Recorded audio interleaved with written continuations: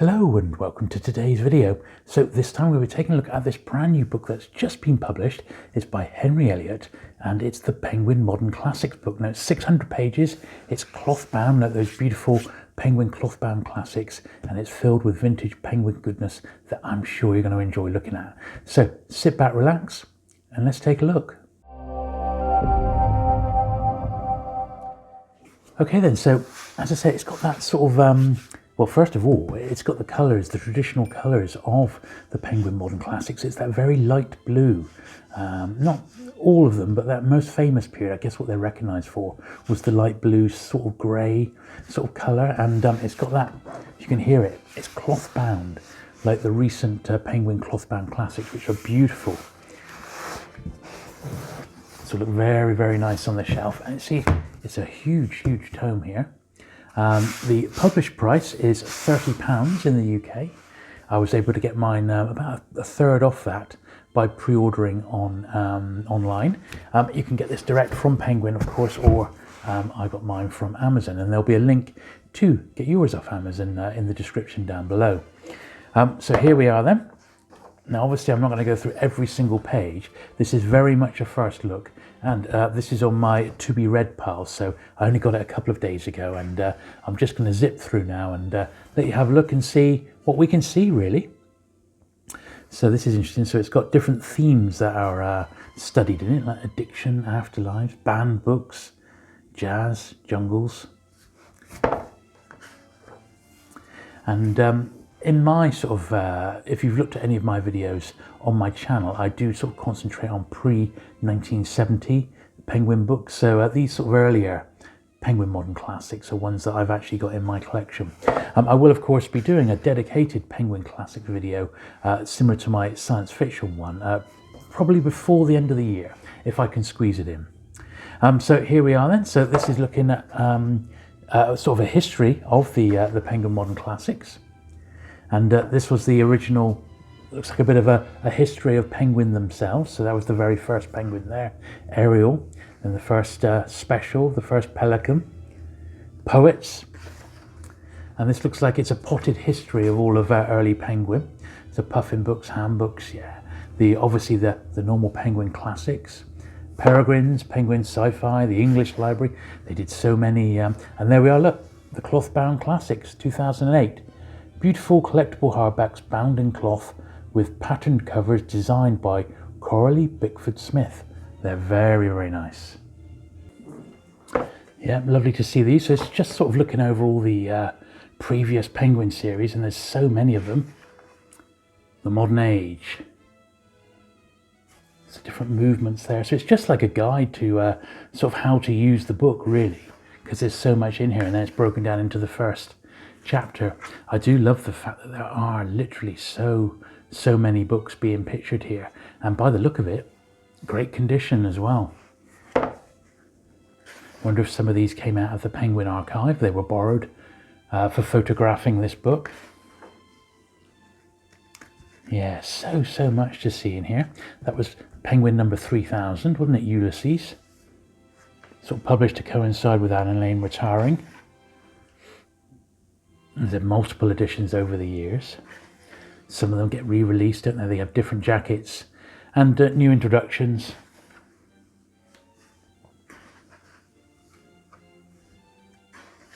Yeah, they've really raided the Penguin archives here. There's so much to see.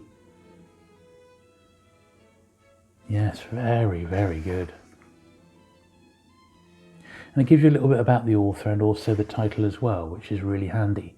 So if it's a book that you're not really sure about, this will act as almost like an encyclopedia as well. It's interesting they got the H.G. Wells one. That was the first H.G. Wells in Penguin, number 31, in the lilac colours. Very, very nice, that.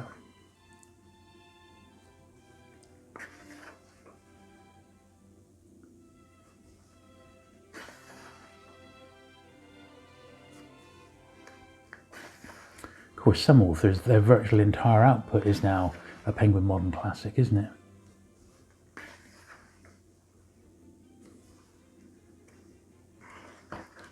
Ian Foster. There's lots here that I recognise. These are sorts of the ones that I've got mainly in my collection. They look a bit like that sort of design. But I've got later ones. I've got catalogues back through the 80s and 90s. And obviously some recent ones in the last sort of 10 to 15 years that are on my shelf that are now regarded as modern classics. But they weren't when they came out. They've become modern classics. Robert Graves. There they are, very, very nice.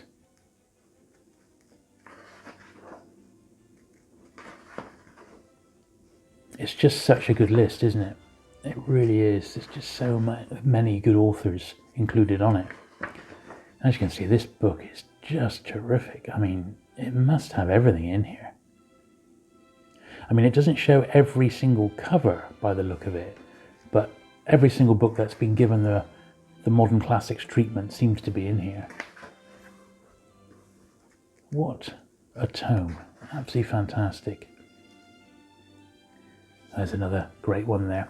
Although it's difficult to tell, I mean, I've got that one there, 7 Pillars of Wisdom. It actually is in B format, that rather than the traditional A format of a traditional Penguin. Today, most of the Penguin Modern Classics are in B format. Well, they did do a few variations on that. Well, that's one I haven't got. George Orwell, The War Broadcast. I particularly like George Orwell. Published 1985. That's one I might keep an eye out for. Yeah, I've definitely got that one. Yeah, The Control Room, Civil Defence Headquarters. I've actually got a really nice Penguin Modern Classics box set, so when I do my dedicated video on that, I shall dig that one out, because that one's included in it. Yeah, the Graham Greens, he's another great author.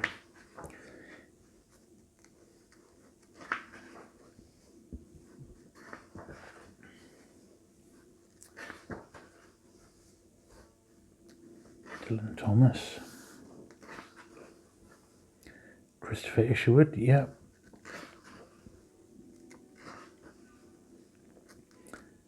Cyril Connolly. Eric Amherst. So these are another sort of string to their bow, wasn't it, when they started doing the modern classics with a sort of the Silver Age and a photograph cover. They are also another real nice era. They did all the James Bond ones like that, and they were really good. Classic there, Cider with Rosie. Did that one for my English O-level literature, so I remember that quite well.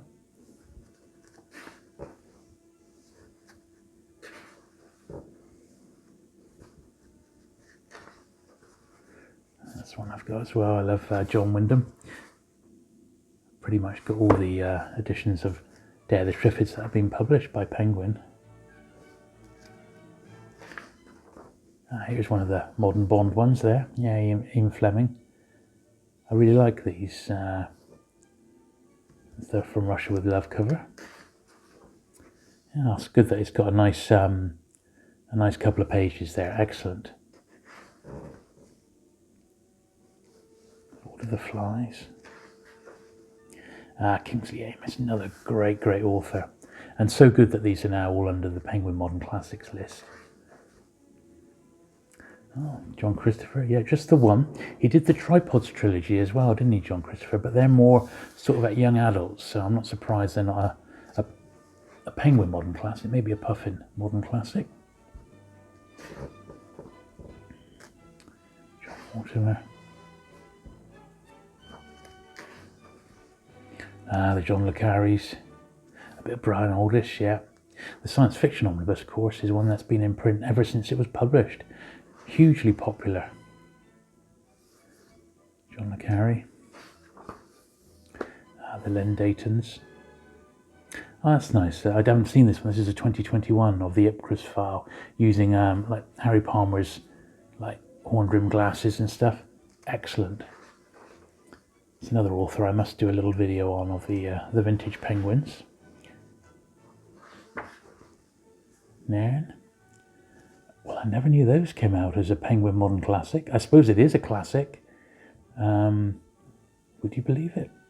This one I've not seen. I've got the original of it, the 60s one. Oh yeah, Kess, that was another one I did at school. Yeah, Angela Carter.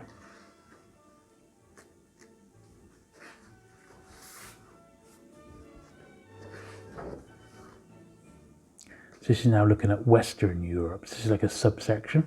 Once again, a lovely mixture of copies there. Look, really, really nice high grade examples. Marcel Proust. So much in here I've never seen before. They've never passed through my hands.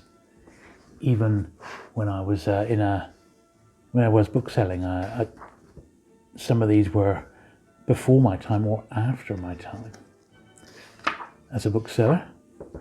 And that's interesting. So yeah, I mean, first as a puffin. So I've got the 62 puffin version, published as a 20th century classic in 1995. And they've done it as a puffin clothbound classic just last year. Well, that's interesting. Great story, that, The Little Prince. Albert Camus. Wow, what a book this is, isn't it? Absolutely, every single page has got so much on it. Just the sort of thing that you like to dip in and out of. And it's good to see that the Penguin Clothbound Classics have started to do a few more up-to-date books rather than just concentrating on the 18th and 19th century classics. Oh, I didn't know Planet of the Apes had been done, Monkey Planet. Day of the Triffids, Animal Farm and 1984 have now been given the treatment, and a couple of other more recent ones. A Confederacy of Dunces has been done. This is good. This is a look at May Gray in Penguin. So these have been recently, well, I say recently, they've completed them recently. They've re-released all the Simonons in a new translation with brand new jackets. I pretty much got them all in the original Penguin editions. And I'm assuming that Penguin have the whole output now, because when they were coming out, they were a little bit spread up. Penguin didn't have them all. Pan had a few. I think there was a few with Collins, and I think they are all under the one publisher now. I've read a couple of these new translations and they're really readable. So I haven't got them all by any means, but I've got some of the early ones. I think they're excellent. They did a very good job on these.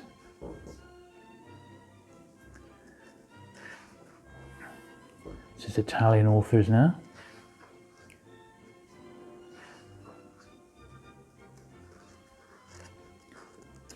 Huge tome, isn't it? Elio Calvino. I mean, if you've ever picked up a Penguin Modern Classic, and let's be honest, who hasn't? You know, you're going to find reference to it here. There's another one I didn't know was in a Modern Classic. That's the Gold Rimmed Spectacles. That's Penguin number 2020, a little play on 2020 vision. That was a Faber when it was a hardback. This is a real book lover's book, this, I tell you. You cannot beat books about books, and this is one of the best I've ever seen. I just cannot. I'm bowled away by just how comprehensive it is. So good. Look at these, yeah, Northern Europe. Oh, I almost wish there was a few more shelfies, a bit like that, you know, because they've obviously got such pristine copies from the archive. Or maybe it's the author's collection, I don't know, but they're just brilliant. These things are really nice, and the ones that attract me are the ones like those two there, which have got like they're obviously pre-ISBN, which is the sort of period I'm most interested in.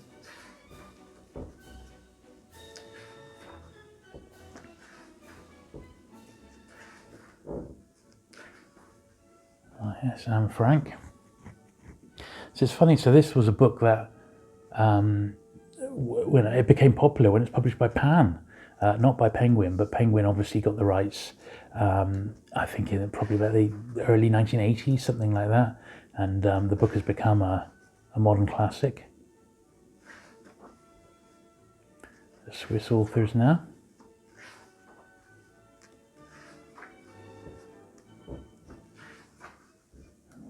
Excellent stuff. Well, we're almost halfway through, so I think we better just pause there, and I shall thank my very lovely Patreon and channel member subscribers.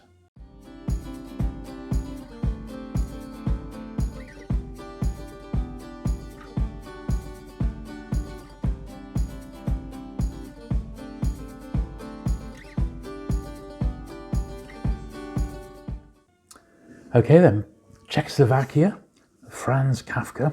God, I've never seen that one before, and that'll be one quite tricky to pick up with that sort of very dark black cover there. That's the sort of book that becomes hard to find on the second-hand market. Got some of the Kafkas though, that's for sure. Polish authors, I don't know if I've read any Polish authors.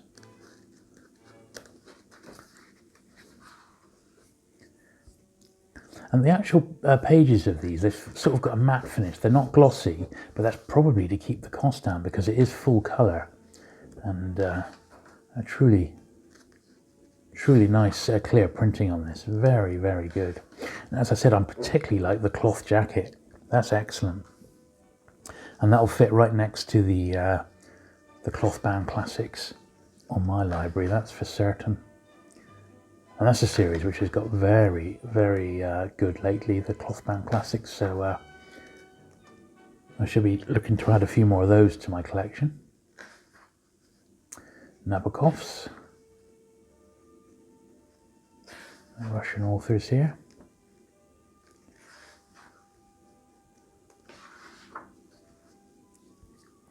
Lithuania, Belarus, Ukraine.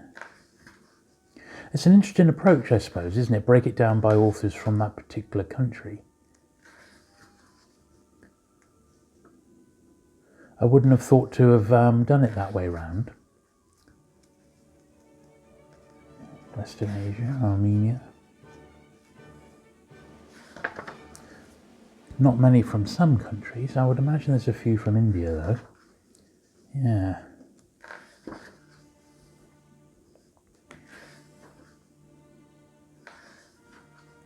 East Asia. Very nice. Chinese authors now. Japan.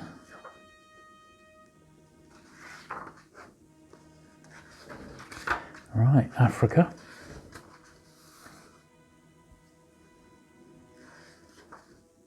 West Africa. Of course, back in the day, Penguin actually published a West African series, you know. There was at least, I think, at least 12, and they had like the prefix of WA.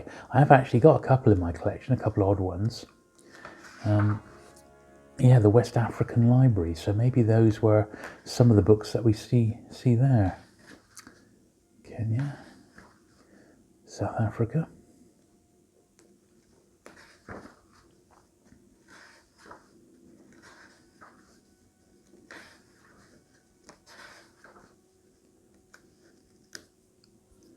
Botswana, that's about Australasia.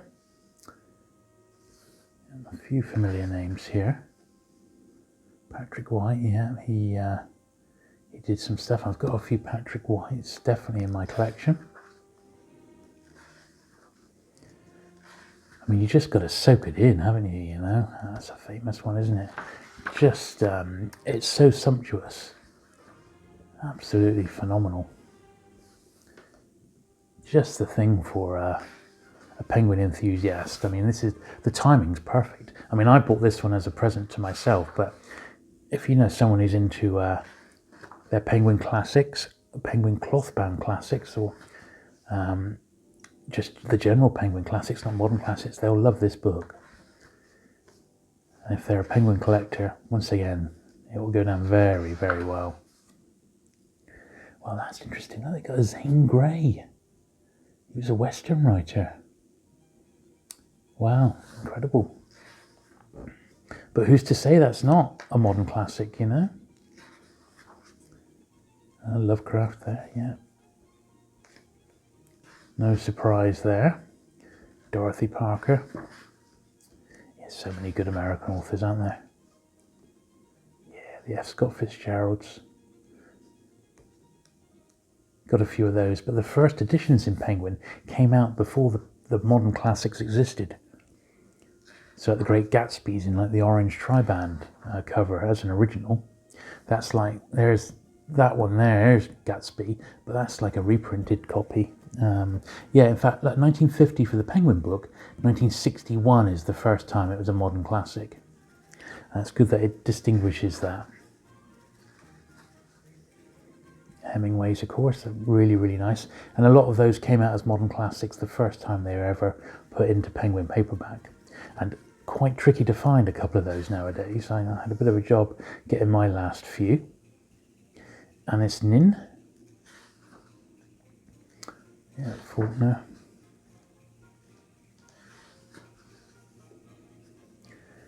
Robert E. Howard. Conan, author, of course, Damon Runyon.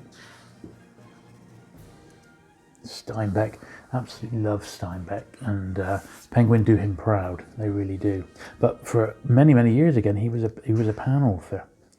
Pan had most of them, but this is definitely more in keeping with the Penguin list nowadays. He sure did a lot, didn't he? Thurber, Dashiell Hammett, yeah, The Thin Man. That's been in Penguin since the 30s.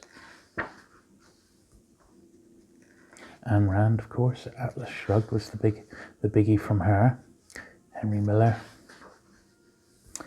Tennessee Williams, yeah. Did a few plays as well. Raymond Chandler, excellent stuff. And Caputi, yeah, brilliant. Absolutely superb. And quite tricky to find in Penguin first edition, those actually. I've got Tiffany and I've got In Cold Blood, but some of the others are tough. Kurak. Once again, they've been Penguin a long time, but they were Pans to begin with.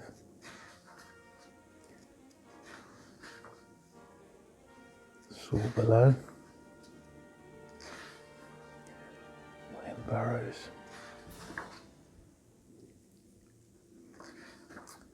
Amazing, eh? It's such a comprehensive book. I can't believe, well, 600 pages. It's just incredible.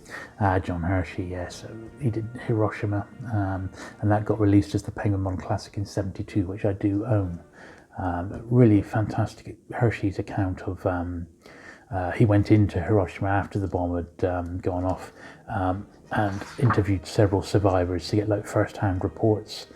Published it in the New Yorker, and Penguin published it like a week later. It was like the most rushed publication Penguin had ever done. It's fantastic.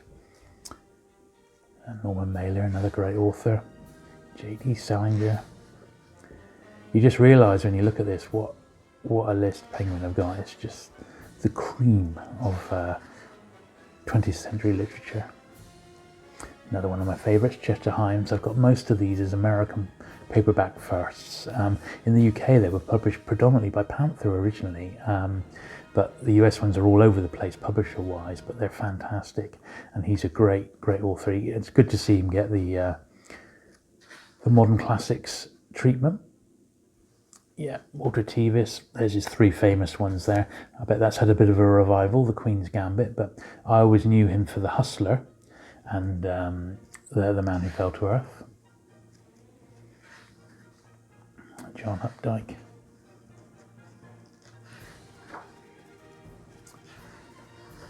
Philip K. Dick. Kurt Vonnegut. Yeah, I really like that cover to Cat's Cradle. Very, very nice. Look at that, Timothy Leary. Another psychedelic experience. Never seen that one before. I suppose there's a market for it. Yeah, Malcolm X. Hunter S. Thompson, yeah. And that's another classic sci-fi one.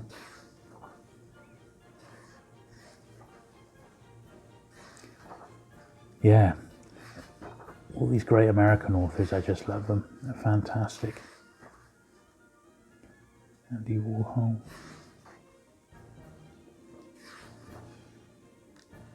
Charles Willeford.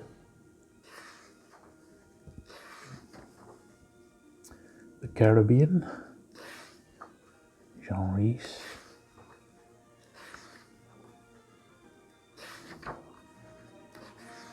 Cuba, Mexico. Oh, brilliant. Well, I really enjoyed looking through this.